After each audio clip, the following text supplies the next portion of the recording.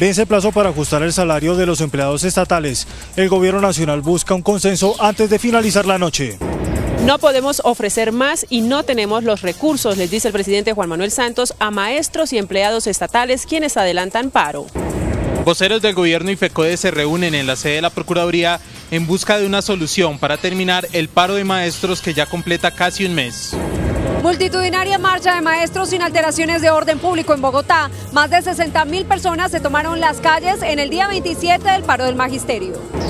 Luego de 22 días de paro cívico en Buenaventura, retornó la normalidad. Gobierno y comité organizador firmaron acuerdo que incluye inversiones en la ciudad por más de 1.5 billones de pesos.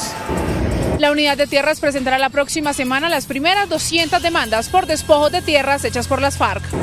Un guerrillero intentó violar a 2 niñas dentro de una de las zonas donde están concentradas las FARC en el departamento de Antioquia. El Congreso aprobó una reforma constitucional para crear 16 distritos electorales especiales donde no podrán competir candidatos de las FARC ni de los partidos tradicionales. Fiscales de España y Colombia adelantaron inspección judicial en la sede en Barranquilla de INASA, propietaria de la empresa AAA. Superintendencia de Servicios Públicos anuncia plan de choque para el centro histórico ante constantes cortes de energía. CMI conoció el más reciente informe de la Dirección de Protección de la Policía Nacional sobre el tráfico de fauna silvestre. En el último año se ha traficado más de 17.000 reptiles. Falcao comandará ataque de la selección mañana frente a España. Millonarios con una baja y Nacional con la titular abren semifinales del fútbol colombiano. América pierde la batalla, jugará semifinal a puerta cerrada contra el Cali. La banda U2 confirma por primera vez un concierto en Colombia, algo que sus seguidores estaban esperando con mucha paciencia. Al final de la emisión nos conectamos a través de la música con los detalles de la presentación de esta banda irlandesa en nuestro país, desde el Cooper Lounge al norte de Bogotá. Buenas noches, nuestros secretos de hoy. 1. La encrucijada del Consejo de Bogotá. 2. Ver para creer. La resurrección de las pirámides. 3. El desacertado mensaje de un expresidente. 1, 2 y 3 al final de la emisión.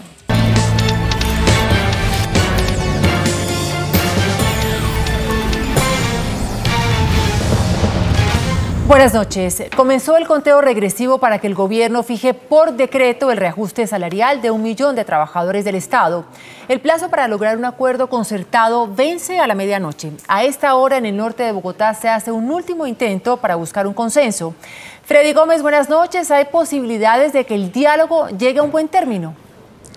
Así es, muy buenas noches. Pues hasta ahora precisamente lo que intenta definir el gobierno nacional y las centrales de trabajadores, que ya llevan 14 horas de negociaciones para buscar ese ajuste al salario de los empleados de la rama estatal del país. Pues el gobierno elevó su propuesta al 6,65%, mientras que las centrales del trabajo bajaron esa iniciativa al 8,25%, lo que aún marca una gran distancia entre ambas ofertas. Pues la ministra de Trabajo sostiene que el gobierno tiene la voluntad y toda la disposición para llegar a un acuerdo esta misma noche.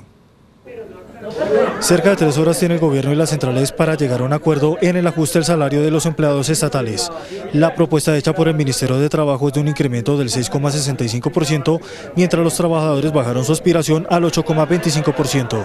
Pese a la distancia de las ofertas, el Ejecutivo espera que al término de esta noche se logre un consenso. Estamos dispuestos, el gobierno como siempre empeñado en esta negociación, ofertando lo que puede. Ustedes saben que el gobierno tiene unos techos presupuestales y estamos optimistas y hemos hecho todos los esfuerzos para que esto salga bien para el país. El gobierno reitera que hay una estrechez fiscal, lo que no permite elevar la propuesta.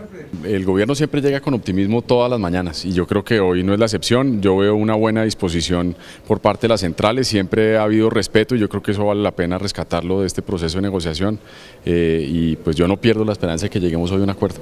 Por su parte, las centrales obreras insisten en una mayor voluntad del gobierno nacional para llegar a un acuerdo.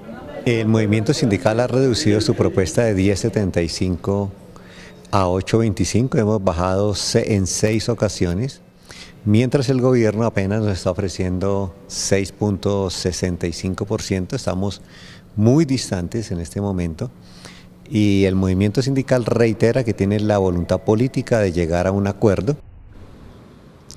Durante la jornada, las centrales obreras pidieron o le solicitaron al gobierno prorrogar por 20 días más esta jornada de negociación, la cual fue negada por el gobierno nacional, y de no llegarse hasta las 12, que es la hora límite para llegarse a un acuerdo, el gobierno tendrá que expedir a través de decreto lo que será el ajuste al salario de los empleados estatales del país. Me despido desde el norte de Bogotá con la cámara de Andrés Díaz. Freddy Gómez, MI, La Noticia. Freddy, pues estaremos muy atentos. El presidente Juan Manuel Santos advirtió que el gobierno llegó al límite y que no se cuentan con los recursos para atender las pretensiones económicas que hacen maestros y empleados estatales.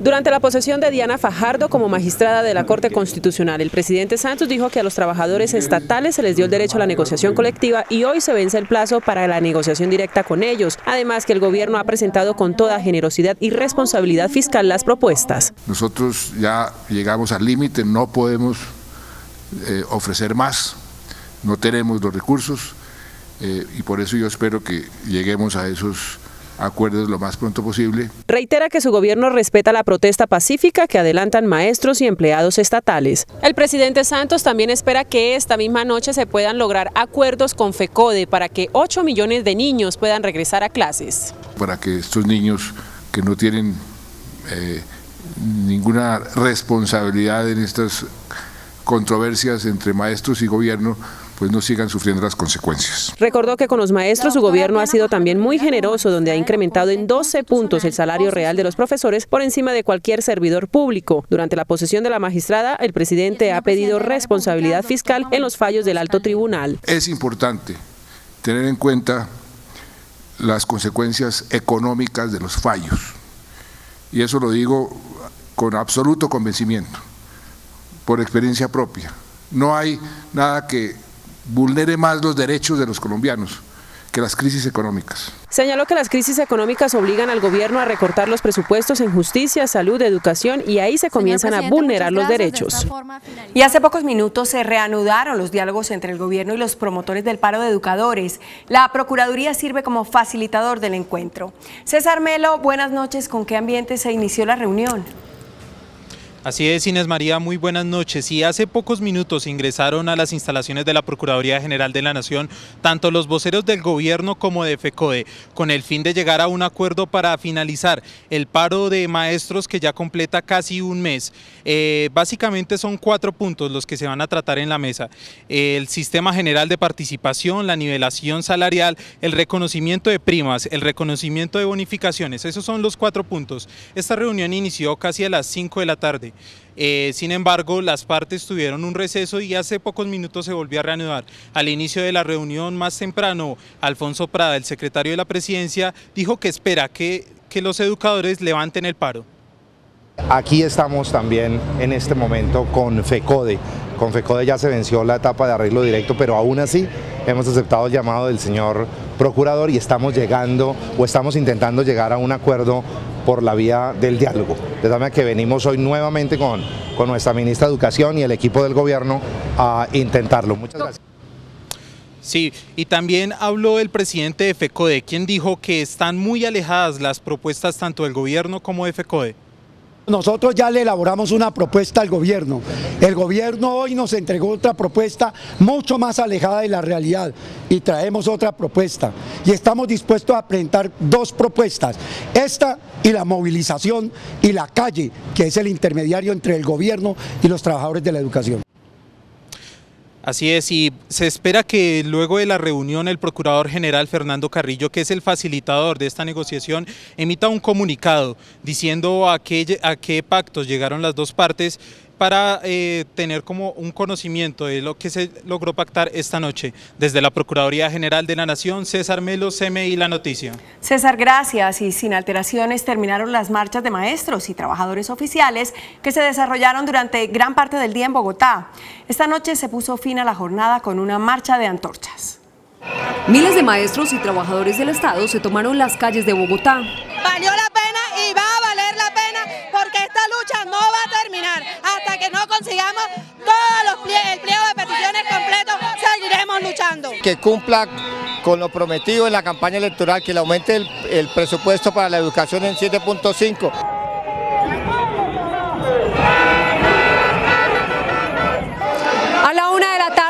fueron los más de 60.000 maestros que se movilizaron en Bogotá a la Plaza de Bolívar. A la capital llegaron docentes de 25 regiones del país, quienes prometen quedarse hasta tanto el gobierno responda a sus peticiones. Indefinidamente hasta que solucionemos el paro. El mensaje al gobierno nacional es que nos vamos a estar en la ciudad de Bogotá el tiempo que sea necesario. La multitudinaria marcha, aunque pacífica, generó problemas de movilidad en la avenida Caracas, la carrera 30, la calle 13 y la autopista sur. Además, afectó la operación de Transmilenio. Aquí llevamos más de una hora. El problema es que a mí me cobraron, no me devuelven plata. Yo creo que nos toca trabajar mucho más en organizar desde la ley las limitaciones que deben tener esto, porque no puede ser que el derecho a la protesta de una minoría, así sea una minoría grande, esté por encima del derecho a la movilidad o del derecho a la seguridad.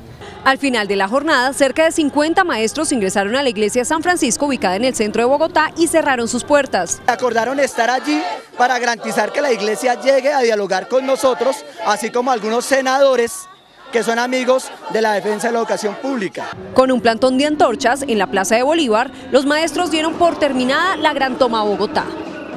Y mañana seguirá el cese de actividades programado por los trabajadores estatales. Más de 800 audiencias del sistema judicial se verán afectadas. Hoy en cárceles y juzgados no hubo actividades. Funcionarios del IMPEC, Medicina Legal, la Fiscalía, los juzgados y la Contraloría dejaron sus cargos para participar en esta jornada de paro. En las cárceles están suspendidas las visitas de los abogados y los traslados de los detenidos. En este momento no hay atención al público, en este momento no se trasladaron los internos para las audiencias judiciales. No estamos recibiendo internos ya hace 99 días provenientes de las URIs y estaciones de policía. Es un apoyo a la mesa de negociación estatal. Uno de los principales reclamos de los guardianes del IMPEC es la ampliación de la planta de personal. Nosotros estamos solicitando una ampliación de planta de funcionarios del Cuerpo de Custodia y Vigilancia y personal administrativo para sopesar los nuevos establecimientos carcelarios y poder regular la jornada laboral de los guardianes en Colombia. Por el paro de los trabajadores de la justicia, solamente en Bogotá se dejaron de realizar 800 audiencias que estaban previstas para este martes. Martes y el miércoles no hay servicio, es decir, que las audiencias se van a reprogramar, tendrán que venir a los despachos judiciales para que se determine, atendiendo la agenda de cada juzgado, cuándo será la próxima fecha para las audiencias. En varias sedes de la Contraloría también se interrumpió la atención al público por esta jornada de paro. Mañana miércoles habrá los mismos traumatismos y el jueves los servicios vuelven a la normalidad. Poco a poco se normaliza la operación en el puerto de Buenaventura tras lograrse un acuerdo que puso fin a 22 días de paro cívico. El gobierno se comprometió a crear un fondo autónomo para el municipio con 1.5 billones de pesos para inversiones. Después de 22 días de parálisis, Buenaventura volvió a la normalidad. Solo hasta este martes, en horas de la mañana, en la mesa de diálogo entre el gobierno nacional y los líderes del paro cívico, lograron llegar a un acuerdo que incluye inversiones por valor de 1.5 billones de pesos. Entre los compromisos en inversión están en salud 55.000 millones de pesos, medio ambiente 34.100 millones de pesos, agua y saneamiento básico 251.000 millones, educación 170.000 millones, acceso a la justicia, protección y víctimas por valor de 62.000 millones de pesos. Se podrán iniciar obras tan importantes como el Plan Maestro de Alcantarillado. Se podrá mejorar sustancialmente la infraestructura hospitalaria, se van a incrementar las inversiones en los diferentes programas que tiene el Ministerio de Vivienda para nuevas viviendas, algunas gratuitas, otras a través de otras modalidades, en fin. El ministro explicó de dónde saldrían los recursos para nutrir este fondo. Inicia con un crédito externo que va a gestionar el Gobierno Nacional por 76 millones de dólares. Durante los 22 días de paro, las pérdidas para el sector portuario se acercaron a los 25.000 millones de pesos, mientras que el resto de la ciudad se calculan en más de 300.000 millones. Ya activamos nuestro plan de contingencia a partir de hoy. En el transcurso del día de hoy, 6 de junio, hemos retirado aproximadamente 200 camiones con carga y estamos recibiendo otro tanto también de carga de exportación. Pérdidas a 21 días, nosotros estamos calculando alrededor de 300.000 millones en todas aquellas actividades relacionadas con el comercio, servicios, hotelería, restaurante. La ciudadanía de Buenaventura es la más esperanzada con este documento y espera que se cumpla por parte del gobierno nacional. Desde esta mañana la ciudad recobró su normalidad. El comité organizador dijo que tendrán un periodo de 3 meses para ver los compromisos plasmados en el documento. Si no hay avances, volverían a las vías. Desde Buenaventura, Luz Nelly Riascos, CMI, La Noticia. El director de la Unidad de Restitución de Tierras, Ricardo Sabogal, anunció que la próxima semana se radicarán las primeras 200 demandas por despojo de tierras adelantados por las FARC en Caquetá. Así lo reveló el director de la Unidad de Restitución de Tierras, ACMI, al afirmar que las primeras solicitudes serán presentadas ante los jueces de tierras en el departamento de Caquetá. Vamos a presentar demandas ya en Caquetá. Nosotros metimos ya un equipo a Caquetá hace unos buenos meses, ya entramos, ya documentamos casos y ya los pondremos en manos de los jueces en esta, no sé si esta semana que viene o la siguiente, pero entran las primeras demandas de restitución en el Caquetá. Afirmó que ahora sí se puede ingresar al sur del país, pues antes era de dominio del grupo guerrillero. La presencia de las FARC en su momento no permitió que entráramos a trabajar a buen ritmo. Hasta ahora estamos entrando, entonces estamos abriendo en Caquetá, estamos entrando al sur del Meta, al sur del Tolima, estamos empezando a ampliar la acción en Putumayo, en Nariño, en Cauca. Todas esas zonas obviamente muestran un menor avance. Sabogal explicó que el método de apropiación de predios por parte de las FARC y de los paramilitares es diferente, por lo que se examinará con cuidado este proceso. Hemos encontrado más como uno llamaría como una inmobiliaria que pone personas a que le cuiden las vacas y luego si no es funcional le ponen otra persona y así esas personas nunca pueden tener nada. Y además en el sur del país también hay un tema de titulación de tierras, no hay títulos, cosa diferente de lo que ocurría en el norte. El funcionario reveló que en los 6 años que está por cumplir la ley de restitución de tierras se han radicado un total de 100.000 reclamos, de los cuales 60.000 están siendo tramitados. El mecanismo de verificación creado para supervisar las zonas de concentración de las FARC reportó un intento de abuso sexual por parte de un guerrillero a 2 menores que se encontraban en uno de los campamentos en el departamento de Antioquia. El hecho ocurrió hace un mes, sin embargo solo hoy fue denunciado por el mecanismo de monitoreo y verificación del fin del conflicto.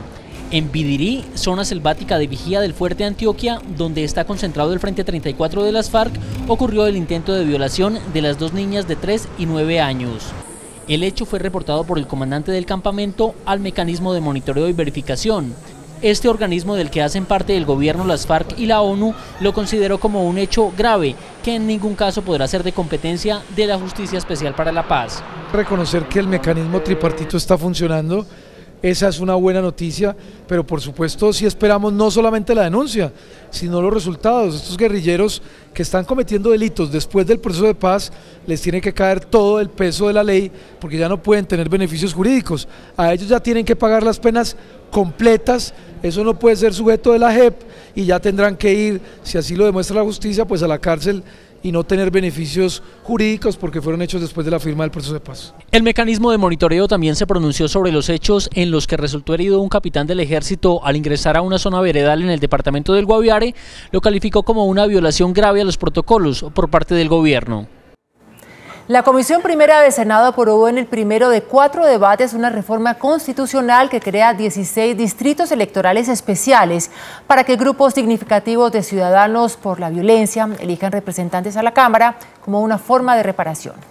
De acuerdo con esta reforma electoral constitucional, los candidatos que se presenten solo pueden ser inscritos por grupos significativos de ciudadanos u organizaciones sociales y no por los partidos políticos tradicionales ni por las FARC. Lo que definió el Acuerdo de La Habana y también la renegociación es que ningún partido, ni el partido de la FARC, ni ningún partido pueden lanzar candidatos en esas circunscripciones, sino que serían grupos significativos de ciudadanos y organizaciones sociales. Pero claro, se llama acción afirmativa o discriminación positiva. Se trata de darle la oportunidad a quienes no han tenido vocería. Si es que los partidos políticos tradicionales a lo largo de casi 200 años han sido hegemónicos en su mandato. La participación democrática para quienes no hacen parte de los partidos y restringir la participación de quienes están en los partidos tradicionales. Yo creo que eso es muy grave porque lo que le dice a los colombianos es que estar en los partidos es malo. Hoy no es posible democráticamente elegir en la mayoría de las 16 zonas por presencia armada de bandas criminales y por el dominio del narcotráfico del Ejército de Liberación Nacional. Serán 170 los municipios que hagan parte de las circunscripciones transitorias especiales para la paz. El fiscal general Néstor Humberto Martínez aseguró que el decreto sobre extinción de dominio de los bienes de las FARC debe ser arreglado. La Cámara, por su parte, aprobó una citación a varios miembros del gobierno para que expliquen la norma.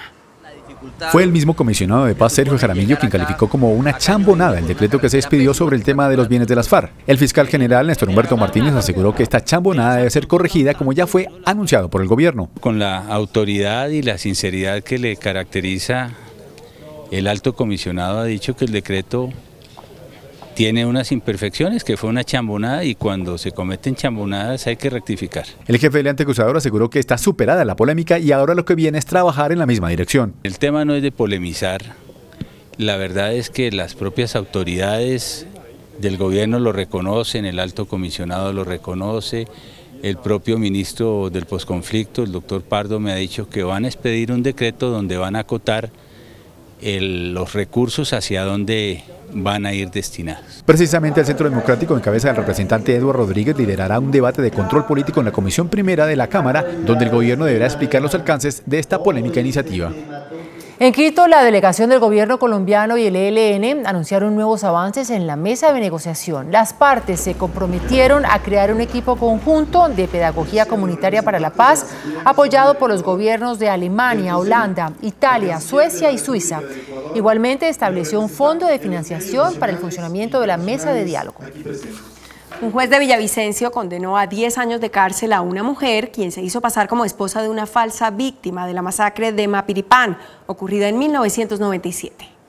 El juez segundo penal del circuito de Villavicencio condenó a 9 años y 2 meses de prisión a Dalia Azucena Figueiredo Cagueño por engañar al gobierno fingiendo ser víctima de la masacre de Mapiripán Meta, ocurrida entre el 15 y el 20 de julio de 1997. Y consistió en simular de que una persona con quien ella había vivido, Wilson Molina Pinto, había desaparecido en la masacre de Mapiripán, unos hechos que sucedieron en 1997, y ella sabía perfectamente que él no había muerto ni había desaparecido.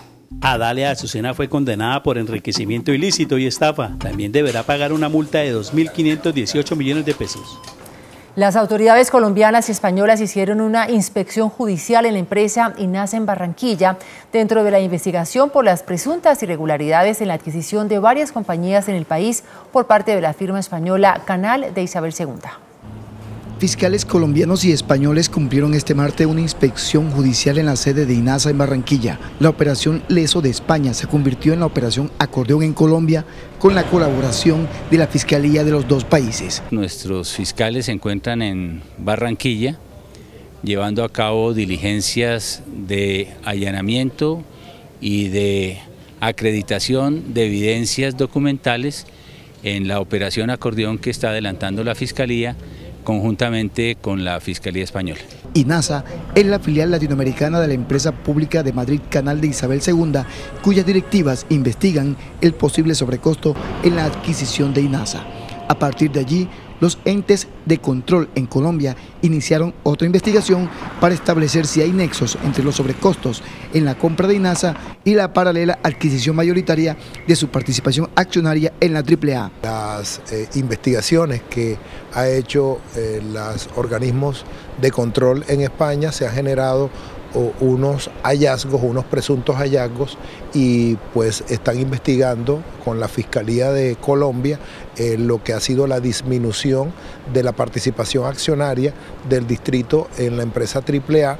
Mientras hoy la participación del distrito de Barranquilla en la empresa AAA es del 14.5%, la de INASA subió al 82.16%. Otros socios tienen el 3.34%. Hoy se reveló el primer balance de la intervención a Electricaribe. La compañía necesita una inyección anual de 350.000 millones de pesos para mejorar el servicio a los usuarios. El agente especial de Electricaribe, Javier Lastra, aseguró que el balance del primer semestre es positivo, partiendo que desde que se intervino la compañía, el recaudo ha sido superior. Encontramos una compañía con unas deudas gigantes, 2.4 billones de pesos, de los cuales 1.8 billones a los bancos, 389.000 millones de pesos a generadores y 247.000 millones de pesos a proveedores de bienes y servicios. Los indicadores han empezado a mejorar. Por ejemplo, en el mes de mayo el recaudo cerró en 88.3%. Habló también de las inversiones que se están adelantando y de las que se deben hacer anualmente los próximos 4 años para que el servicio sea óptimo. En el 2015 y 2016 se invirtieron 130.000 millones de pesos en cada año, cuando debe ser mínimo de 350.000 millones de pesos. Y este rezago de por lo menos 10 años es el resultado de tener unas redes en ese estado. Por otra parte, el superintendente de servicios anunció el plan de choque para el centro histórico de Cartagena ante constantes interrupciones de energía. Para mejorar, mitigar, aliviar de alguna manera estos padecimientos de los usuarios de la compañía, y además, por supuesto, si corresponde, habrá multas, habrá sanciones. La superintendencia, como de costumbre, ejercerá todas sus facultades legales para proteger a los usuarios del país. Mientras se encuentra un nuevo operador de Electricaribe, los funcionarios aseguraron que garantizarán la prestación de un mejor servicio. El tráfico de animales silvestres se convirtió en el nuevo negocio de las bandas criminales. Incluso sus ganancias superan a las que genera el narcotráfico. Así lo revela un informe de la policía conocido por CMI. Hoy en Barranquilla, la Policía Nacional recuperó 83 especies exóticas en vía de extinción, las cuales pretendían ser comercializadas de manera ilegal. Este es uno de los más de 2.000 operativos que hace la Dirección de Protección al año. El tráfico ilegal de especies silvestres es considerado a nivel mundial como una de las actividades ilícitas que mayores sumas de dinero moviliza anualmente. Colombia, por ser el tercer país con mayor biodiversidad en el mundo, es uno de los más apetecidos. Está en una posición como el tercer lugar de los delitos que más movimiento de dinero generan en el mundo. Los criminales miran a Colombia como una fuente importante de esta biodiversidad, de estas especies silvestres, para comercializarlas y llevarlas a otros países. Los investigadores lograron identificar que son los reptiles los que más trafican. En el último año se han incautado más de 14.000 de esta especie. Luego le siguen las aves con más de 5.000 y los mamíferos con más de 3.000 incautaciones. Las especies más afectadas por el tráfico ilegal son la tortuga icotea, apetecida para el consumo humano, especialmente en Semana Santa en la región del Caribe. Luego sigue la babilla para la comercialización de la piel, la guacamaya y los canarios son apetecidos como mascotas, y la iguana, deseada para la extracción de sus huevos. Sobre los mamíferos, los que más se distribuyen a nivel internacional son los cerdos de monte, las dantas y venados, fuertemente explotados para el mercado de pieles. Según el informe, los departamentos más afectados con este fenómeno son Magdalena, Sucre, Cesar, Bolívar y Córdoba. Las lluvias provocaron una caída del 22% en la producción cafetera de Colombia al cierre de mayo. La producción cafetera de mayo totalizó 901.000 sacos de 60 kilogramos, una caída de 22,5% frente al 1.163.000 sacos producidos en igual mes de 2016. La disminución se atribuye a la temporada de lluvias que afectó la recolección de grano en los cultivos. Mantenemos con un estimativo, cuando lo hicimos por allá en enero, dijimos que el país debería producir más o menos unos 6.5 millones de sacos en los 6 meses, más o menos 300.000 sacos, es decir, entre 6.2 o 6.8. Pese a la caída, no se afectará la meta de producción de final de año, teniendo en cuenta que los 12 meses se mantienen los 14.2 millones de sacos. Lo primero es que el modelo de cálculo de producción tiene que ver con las exportaciones, con lo que hay en inventarios. Y las exportaciones, por el tema de Buenaventura, estuvieron un poquito lentas, aunque cuando uno ve exportaciones totales no nos hemos caído. En este periodo las exportaciones cayeron más del 6%, afectadas levemente por el paro en Buenaventura. Esta noche el ministro de Agricultura, Aurelio Iragorri, logró un acuerdo con los arroceros para garantizar la comercialización de la cosecha del grano. Tras la jornada de protesta, el Gobierno Nacional se comprometió a buscar un acuerdo entre la industria molinera y los productores de arroz para evitar la compra del producto por debajo del precio comercial. En primera medida se dará un alivio a los pequeños productores por 5.800 millones de pesos. Ahora, ese incentivo se da buscando un precio justo, porque si no, entonces ¿para qué nos gastamos esa plata que genera una especie de sobreprecio en el producto y que le ayuda a la industria a cubrir esa diferencia que hay entre muchas veces el precio internacional del arroz y el precio nacional? Ese es el objetivo de ese subsidio y está garantizado. El funcionario garantizó el pago del incentivo al almacenamiento de arroz para el segundo semestre del año cuando entre la nueva cosecha. Los recursos ascienden a 100.000 millones de pesos. Espero contar con 100.000 millones de pesos para poder cubrir una cosecha de más o menos 360.000 hectáreas sembradas para el segundo semestre. Cabe recordar que los precios del arroz por carga han caído más de un 17%. Un solo oferente se presentó a la licitación que se adjudicará para terminar las obras de construcción del túnel de la línea. El consorcio La Línea, integrado por Conconcreto y CSS Constructores, fue el único que presentó su propuesta para la terminación del túnel de la línea. Esperamos cumpla los requisitos, se adelantará ya el proceso establecido conforme a la ley en términos de la evaluación, de la publicación de la evaluación, de las observaciones que tengan que hacer. Un anticipo de 10% que corresponde a 22.000 millones de pesos es una de las garantías que ofreció el Invías a los contratistas interesados. Hemos tomado la decisión en este caso de mantener nosotros la licencia ambiental como titulares. El contratista haría las obras que se requieren en la licencia, pero cualquier riesgo con relación a la licencia frente a las autoridades ambientales la asume el Instituto Nacional de Vías. El 4 de julio se sabrá si se adjudica el proyecto al consorcio La Línea. El presidente de Asopartes, Tulio Zuluaga, aseguró que el robo de carros aumentó de manera relevante por la escasez de repuestos que generó el paro en Buenaventura. El presidente de Asopartes aseguró que por el paro en Buenaventura no hay autopartes en las ciudades, razón por la que el hurto se incrementó. En promedio, cada mes se roban 3.000 vehículos en el país. En el mes de mayo se robaron 300 vehículos más que en los meses anteriores, debido precisamente a la falta de autopartes, sobre todo la parte de frenos, la parte de suspensión y amortiguadores. También habló del impacto de la reforma tributaria en el sector. Tenemos un problema del precio de las autopartes por la reforma tributaria, por el IVA que pasó del 16 al 19%, por el dólar que está quedado ahí entre 2.900 y 3.000. Entonces eso realmente afecta. Finalmente aseguró que en la caída de la venta de vehículos influye la desaceleración económica. El Consejo de Bogotá aprobó en primer debate un cupo de endeudamiento de 3.1 billones de pesos para la empresa de Acueducto de Bogotá. El dinero se destinará a la ampliación de redes.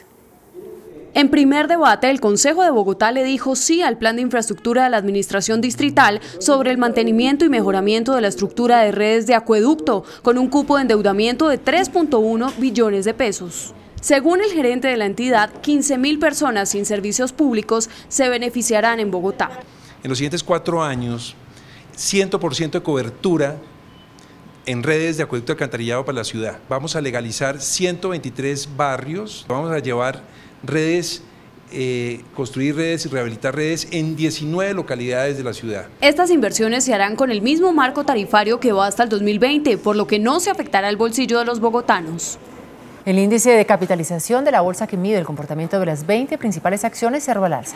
El índice de capitalización de la Bolsa de Valores de Colombia subió 0,79% a 1.456 puntos. La acción que más subió fue la de la Bolsa de Valores de Colombia, con una valorización de 3,75% a 24 pesos con 90 centavos. La acción que más cayó fue la de Mineros, con una pérdida de 1,71% a 2.580 pesos. La acción más transada de la jornada fue la de Bancolombia, al movilizar más de 28.000 millones de pesos. El precio del dólar reportó una leve caída. Indicadores económicos del día en CMI. La tasa representativa del mercado que regirá para mañana miércoles será de 2.893 pesos con 76 centavos. Los profesionales del cambio compran la divisa en promedio en 2.740 pesos y la venden en 2.770 pesos. Un euro cuesta 3.254 pesos con 20 centavos. La libra de café en Nueva York se cotizó a $1 con 25 centavos. El azúcar se transó en 14,02 centavos de dólar la libra. El barril de petróleo WTI se cotizó en $48 con 2 centavos. Una acción de Ecopetrol cuesta 1.400 pesos. Britney Spears lo vuelve a hacer. Después de comerciales, verán la falla técnica de la princesa del pop durante su primer día de gira internacional en Japón. Nos conectamos a través de la música, además, con los detalles de la presentación de la banda U2, que llega por primera vez a Colombia. Hola, muy buenas noches, me encanta saludarlos. Hoy nos conectamos desde Cooper Lounge porque vamos a hablar de bandas con grandes espectáculos. De una vez nos tenemos que referir a la banda U2, que por primera vez confirma un concierto en nuestro país. Este grupo irlandés reúne todo lo necesario para triunfar. Buena música, vanguardia, carisma, pero sobre todo evolución. Una fantástica noticia para sus seguidores, pero también para el país, que vive un muy buen momento musical. En un mundo dominado por la tecnología, la banda irlandesa U2 hace historia, convirtiendo el escenario en su mejor red social. Sus seguidores, fieles a través de los años, sienten la energía y el contacto directo de esta banda que lo deja todo en cada una de sus presentaciones. Es el turno de Colombia. Por primera vez, en el mes de octubre, la banda histórica se presentará en nuestro país. U2 entendió perfectamente que no existe mejor red social que un concierto donde la gente se pueda encontrar, se pueda conocer y pueda cohabitar precisamente una experiencia, digamos, única y extrasensorial como lo es la música en vivo. El sueño de fanáticos colombianos se hace realidad después de un gran esfuerzo logístico de más de 7 años. Pero la espera valió la pena, pues los irlandeses llegarán al país con un tour que celebra los 30 años de su álbum Joshua Tree y un montaje impecable. U2 trae toda su producción, trae el escenario, trae todo el montaje que se puede ver en redes sociales o en YouTube o, ¿sabes? Hay muchas formas como acceder a las imágenes del Joshua Tree Tour en otros países y viene tal cual el montaje. La producción es una producción que lidera Live Nation, que es quien gesta esta gira latinoamericana y las giras adicionales de este artista. U2 es una banda sólida que ha permanecido intacta a sus integrantes y que no le teme a expresar sus opiniones políticas o sociales. Y ellos como personas también han estado interesados en el ambiente del mundo, en el medio ambiente, en la justicia, en la igualdad, en la paz, todo esto. Bono ha estado nominado 3 veces a un premio Nobel de la Paz. Es una banda impresionante. Eso es solo un abrebocas para antojarlos de lo que será sin duda uno de los conciertos memorables en nuestro país. Bueno, ¿y qué les parece esto? Si U2 son los reyes de los grandes espectáculos, Britney Spears es la reina, pero del playback. Durante el primer día de su gira internacional en Tokio, Japón, a la princesa del pop se le cayó una máscara que dejó en evidencia que no estaba cantando, algo a lo que ya estamos acostumbrados.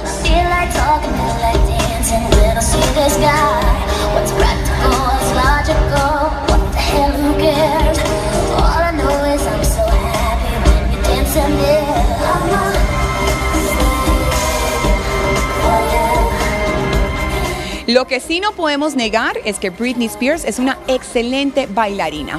Y hablando de danza, mi compañera Katy Beckerman asistió a la 3ª versión del Festival Bogotá. Vamos a ver qué aprendió.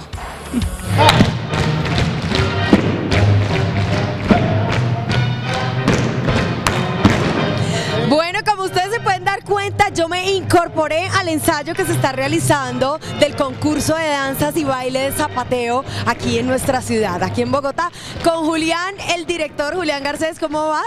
Muy bien, gracias. Bueno, aquí estamos un poco agitados, pero estamos dando lo mejor. ¿Cómo me viste? Muy bien, mucho ritmo, muy bien. Bueno, eso es lo importante. Empecemos a hablar un poco de este concurso que se está realizando el día de hoy. Bueno, el concurso es el primer evento del festival que busca promover la creación de compañías locales y nacionales de danzas zapateadas.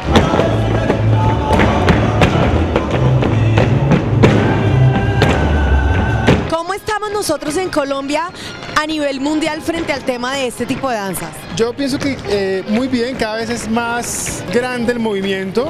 Tenemos 14 compañías hoy, empezamos hace 3 años con 4.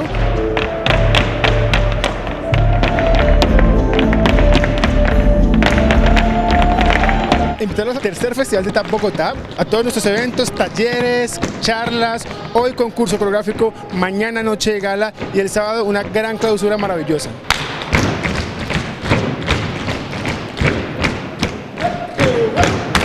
Y de esta manera nos despedimos, esperamos que todos ustedes también empiecen a incorporarse y a sentir la música como lo estoy haciendo yo en esta ocasión. Cuando la danza y la acrobacia se unen, dan como resultado un espectáculo que puede trascender fronteras. Este es el caso de una compañía colombo-española que trae una historia inspirada en la paz. Regresa a Colombia La mirada del avestruz, obra creada en el año 2002 y que muestra una imagen poética y simbólica de las situaciones de violencia en Colombia. El primer regresada en las entrañas.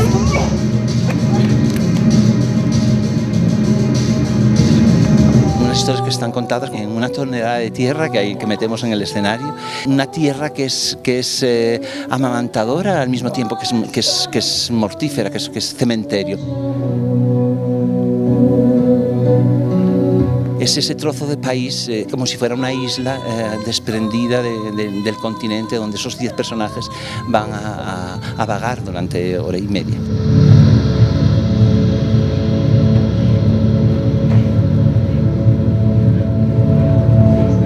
La mirada del avestruz se ha convertido en un ícono de la danza en nuestro país y esta obra se podrá apreciar del 8 al 25 de junio en Factorial Explos. Por hoy me despido, pero nos conectamos mañana en las noticias del entretenimiento. Que sueñen bonito y gracias por acompañarme.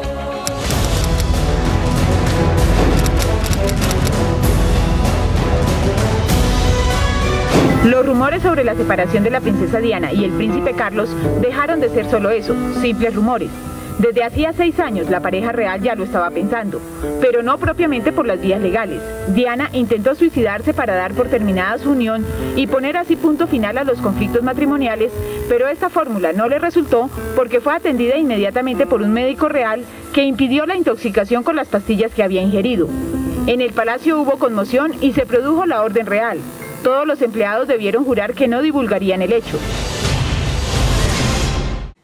Después de la pausa, nuestros secretos de hoy. 1. La encrucijada del Consejo de Bogotá. 2. Ver para creer. La resurrección de las pirámides. 3. El desacertado mensaje de un expresidente. 1, 2 y 3 después de comerciales.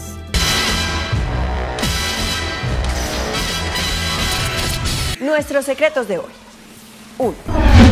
Los 45 concejales de Bogotá no saben qué hacer con una decisión judicial emitida hace cerca de 3 años y que se ha convertido en un verdadero dolor de cabeza. La historia es la siguiente.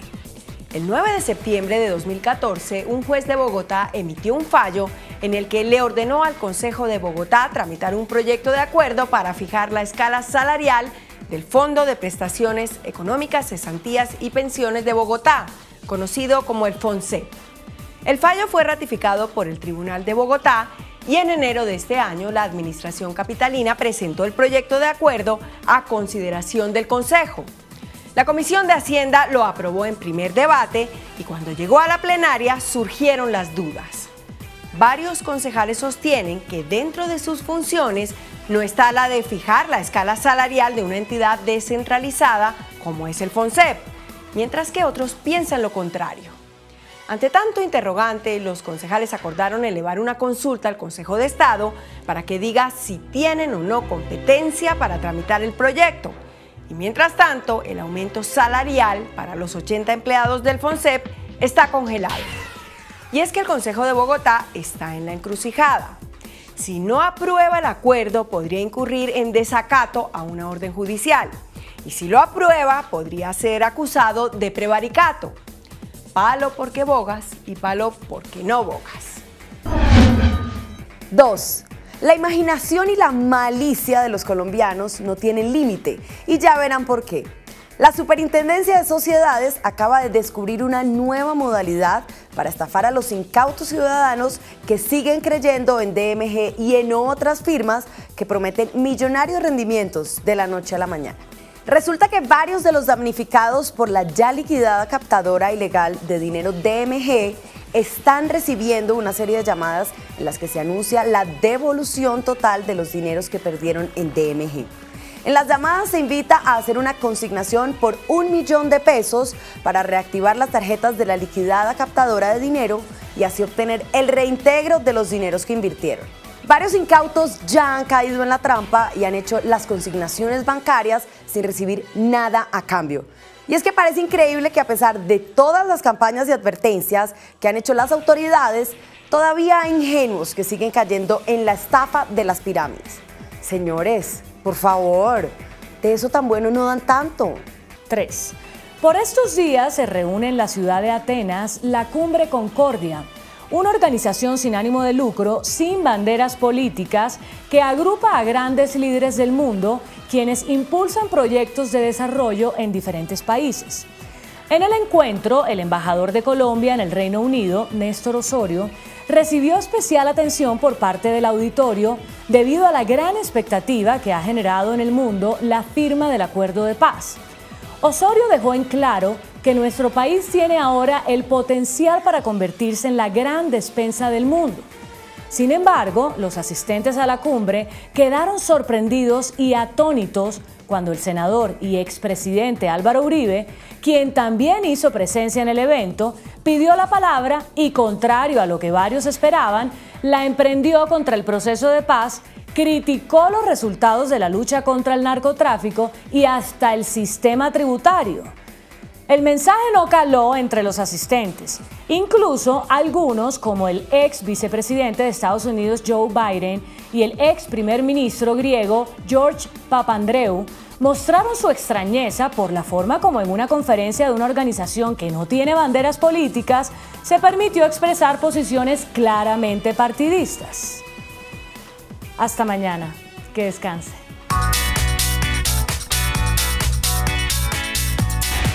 Después de la entrevista en Pregunta Yamid con Guillermo Rivera, ministro del Interior, ¿usted cree que el gobierno va a cumplir el compromiso con la gente de Buenaventura para adelantar un plan de desarrollo en los próximos 10 años que atienda las necesidades que hoy en día están sintiendo sus habitantes? Sí, 70%. No, 30%. Hasta aquí las noticias. Gracias y buenas noches. Nos vemos mañana como siempre. En CMI, La Noticia.